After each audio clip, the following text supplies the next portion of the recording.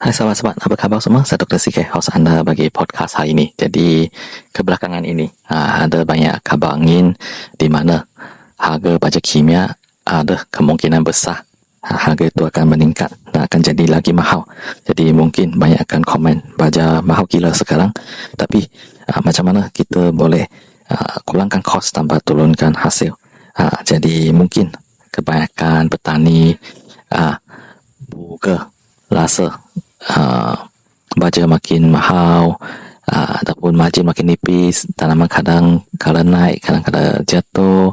Dan sebenarnya isu ini sahabat-sahabat tuan puan anda tidak keseorangan, dan ada satu benda yang ramai overlook, dan ini adalah satu konsep yang baru, iaitu biostimulant, dan di mana kita boleh ada strategi untuk kurangkan baja dan masa yang sama pokok lagi jadi.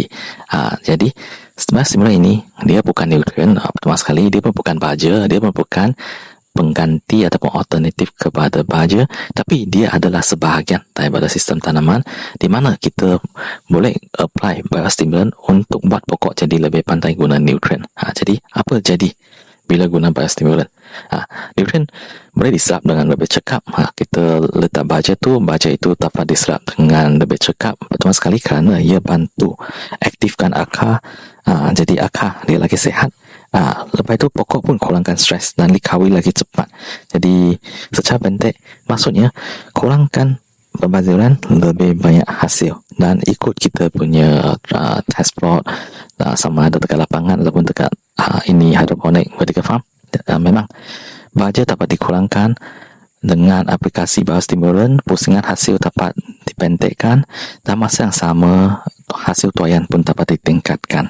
Ini semua melalui biostimulant. Jadi dengan ini kan pokok masih subur, growth lagi konsisten, dan sebaliknya dia lagi cepat dan kos pun lebih terkawal. Jadi sekali lagi sahabat-sahabat jangan salah faham, biostimulant bukan pengganti baja. Kalau kita stop baja kan, memang pokok masih akan terbantut. Baja tak boleh stop, hanya kita cara optimize dengan aplikasi kedua-dua baja biostimulant untuk hasil yang optimum. Jadi biostimulant sesuatu semua jenis tanaman, tak kira vertikasi, hidroponik, sayuran, herba, ini durian, padi, sawit dan sebagainya.